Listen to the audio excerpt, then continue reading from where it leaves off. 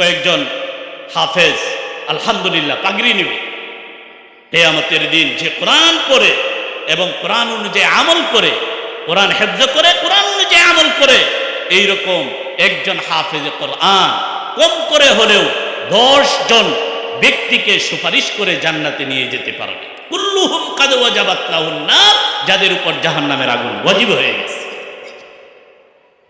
কোরআন ছাড়া আমাদের কিচ্ছুই নাই। সর্বপ্রথম শিক্ষা আমাদের কোরআনই শিক্ষা। মুসলমানদের আসল শিক্ষাই হচ্ছে কোরআনই শিক্ষা। নবীজি সাল্লাল্লাহু আলাইহি ওয়াসাল্লামের কাছে সর্বপ্রথমে আল্লাহ বলছেন, ওহী নাজিল করছেন, ইকরা, পড়ো। নামাজ, রোজা, হজ, যাকাতের নির্দেশ আগে না, আগে পড়া। কি পড়বা? বিইসমি রাব্বিকাল্লাযী খালাক, রবের নামে কোরআন পড়ো। ওই পড়া পড়ো যে পড়া পড়লে আল্লাহর সাথে সম্পর্ক। কোরআনী শিক্ষা যতদিন পর্যন্ত আছে ততদিন পর্যন্ত এই সমাজের মানুষগুলো মানুষ থাকবে। কোরআনী শিক্ষা যদি না থাকে তাহলে আকৃতিতে মানুষ থাকলেও প্রত্যেকটা মানুষের প্রকৃতি হবে পশুর। কথা ঠিক কি? মানুষ পশুতে পরিণত। ونعوذ بالله من شرور أنفسنا ومن سيئات أعمالنا। এইদিকে বন্ধ করে দিচ্ছেন, একটু দেন। من يهده الله فلا مضل له ومن يضلله فلا هادي له، ونشهد أن لا إله إلا الله وحده لا شريك له، ونشهد أن سيدنا وسندنا وحبيبنا ومولانا محمدا عبده ورسوله. أما بعد فأعوذ بالله من الشيطان الرجيم. بسم الله الرحمن الرحيم. ومن أعرض عن ذكري فإن له معيشة ضنكا ونحشره يوم القيامة أعمى. قال رب لم حشرتني أعمى وقد كنت بصيرا. قال كذلك أتتك آياتنا فنسيتها وكذلك اليوم تنسى. آمنت بالله صدق الله مولانا العظيم وصدق رسوله النبي الكريم، ونحن على ذلك من الشاهدين والشاكرين والحمد لله رب العالمين. درود إبراهيم قري. اللهم صل على محمد وعلى آل محمد كما صليت على إبراهيم وعلى آل إبراهيم إنك حميد مجيد. اللهم بارك على محمد وعلى آل محمد كما باركت على إبراهيم وعلى آل إبراهيم إنك حميد مجيد.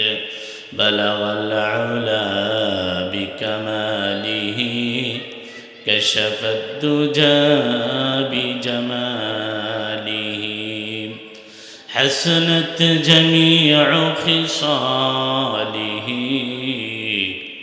صلوا عليه وآله নূরে মদিনা দারুস সুন্নাহ কওমি মাদ্রাসা ও সৈয়দা খাদিজাতুল কুবরা রাদিয়াল্লাহু তাআলা আনহা কওমি মহিলা মাদ্রাসার উদ্যোগে আজকের এই ওয়াজ মাহফিলের পরম শ্রদ্ধাভাজন সম্মানিত সভাপতি হযরত মাওলানা আবু সাঈদ সুফি হুজুর দামাত বারাকাতুহুম, মুআজ্জাজ মুহতারাম হযরত উলামায়ে কেরাম, পিতৃতুল্য মুরব্বিয়ান, যুবক ভাইয়েরা, পর্দানিশীন আমার মা ও বোনেরা এবং সম্মানিত অতিথিবৃন্দ, আমরা সবাই আল্লাহ পাকের দরবারে কালিমাতুশ শুকর আদায় করছি যে আল্লাহ সুবহানাহু ওয়া তাআলা আমাদেরকে এই মাহফিলে আসার এবং বসার তৌফিক দান করেছেন। আমার মনে হয় এবং এটাই বাস্তব, এই বছরের আমাদের সর্বশেষ মাহফিল, কথা ঠিক কিনা? ইংরেজি সনের সর্বশেষ মাহফিল। 2024-এর আর কোনো মাহফিলে আমরা অংশগ্রহণ করতে পারব না। আল্লাহ যদি বাছায় রাখেন 25-এ আগামীকালকে হয়তো কোনো মাহফিল হলে আমরা অংশগ্রহণ করব। এটাই সর্বশেষ এই বছরের মাহফিল। আল্লাহ তাআলা আমাদেরকে আসার এবং বসার তৌফিক দান করেছেন, সেজন্য আল্লাহ পাকের দরবারে দিল থেকে শুকরগুজার করছি। সবাই পড়ছি আলহামদুলিল্লাহ। অনেক ভাইয়েরা দাঁড়িয়ে আছেন, যারা দাঁড়িয়ে আছেন সবাই বসেন, কোরআনের কিছু আলোচনা শুনি হেদায়েতের নিয়তে। আল্লাহ পাক আমাদেরকে কোরআন থেকে উপদেশ গ্রহণ করা, কোরআনই আলোচনা শোনা, কোরআনের প্রতি আল্লাহ আমাদেরকে মহব্বত এবং আকর্ষণ বাড়ায় দেন। চিল্লায় এখন আমিন। কারণ কোরআন ছাড়া আমাদের কিছুই নেই। কোরআন ছাড়া আমাদের কিছু আছে? মুসলমানের কাছে যদি কোরআন না থাকে, এই মুসলমানের কোনো দাম নাই। মুসলমানের ইজ্জত আর সম্মানের পিছনে আসল যে বিষয়টা সেটা হলো কোরআন। এই পৃথিবীতে নবী মুহাম্মদুর রাসূলুল্লাহ সাল্লাল্লাহু আলাইহি ওয়াসাল্লাম যখন আগমন করলেন, সেই যুগটাকে কি বলা হতো? জাহিলিয়াতের যুগ। মানুষের মধ্যে মনুষ্যত্ব ছিল না। মানুষ ছিল ইতিহাসের সবচেয়ে নিকৃষ্টতম অন্যায় অপরাধে জড়িত। শিরিক, কুফর, নিফাক, জিনা, খুন খারাপি, এমন কোনো অন্যায় নাই যে অন্যায়ের সাথে এই সমাজের মানুষেরা জড়িত ছিল না। এই মানুষগুলোর হেদায়েতের জন্য আল্লাহ পাক নবীকে প্রেরণ করলেন, আর আল্লাহ পাক নবীকে কোরআন দান করলেন। নবী কোরআনের মাধ্যমে মানুষের হেদায়েতের জন্য কাজ করে যেতে লাগলেন। আল্লাহ তাআলা কোরআনের বরকতে এই নিকৃষ্ট মানুষগুলোকেই এমন উৎকৃষ্ট মানুষে পরিণত করে দিলেন, যাদের মতো মানুষ কিয়ামত পর্যন্ত আর হবে না। চিল্লায় এখন কথা ঠিক কিনা? হযরত আবু বকর সিদ্দিক, হযরত উমরে ফারুক, হযরত উসমান, হযরত আলী, হযরত আবু সাঈদ খুদরি, আবু হুরায়রা, হযরত তালহা, জুবায়ের রিদওয়ানুল্লাহি তাআলা আলাইহিম আজমাইন, সাহাবায়ে কেরামের বিশাল জামাত তৈরি হয়েছে কোরআনী শিক্ষার বদৌলতে। আজকে সারা দুনিয়াতে কত শিক্ষা প্রতিষ্ঠান, স্কুল, কলেজ, বিশ্ববিদ্যালয়, মাদ্রাসা, আলিয়া মাদ্রাসা, কওমি মাদ্রাসা, সারা পৃথিবীর সমস্ত শিক্ষা প্রতিষ্ঠান যদি চেষ্টা করে আবু বকরের একটা নখ বানাতে সক্ষম হবে না। কথা ঠিক কিনা? হযরত উমরের একটা চোল বানানোর ক্ষমতা দুনিয়ার কোনো মানুষের নাই। সে আবু বকর, ওমর, উসমান, আলী, তালহা, জুবায়ের, জাবের রিদওয়ানুল্লাহি তাআলা আলাইহিম আজমাইন তৈরি হয়েছিলেন কোরআনী শিক্ষার বদৌলতে। কথা ঠিক না? নবীজি সাল্লাল্লাহু আলাইহি ওয়াসাল্লামের বয়স যখন 40 বছর, তখন আল্লাহ পাক নবীকে কোরআন দান করলেন গারে হেরাতে। কবি বলেন, উতার কর গারে হেরা সে সুয়ে কওম আয়া और एक नुस्खे किमिया सतलाया, उतर कर गार हेरा से सूए कौम आया और एक नुस्खे किमिया सतलाया। नबीजी सल्लल्लाहु अलैहि वसल्लम গারে হেরা থেকে নেমে আসলেন, সাথে করে একটা পরশ পাথর নিয়ে আসলেন। পরশ পাথরের বৈশিষ্ট্য হচ্ছে পরশ পাথরের সাথে লোহা লাগলে লোহা সোনায় পরিণত হয়ে যায়। নবীকে আল্লাহ পরশ পাথরের চেয়ে দামি আল্লাহর কোরআন দান করলেন।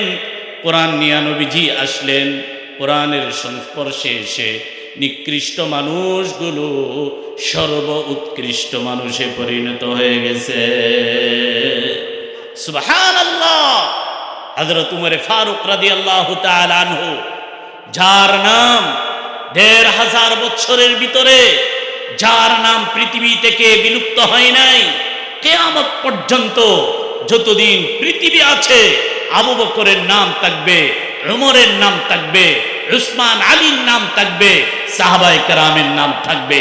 চিল্লায় কোন কথা ঠিক কিনা?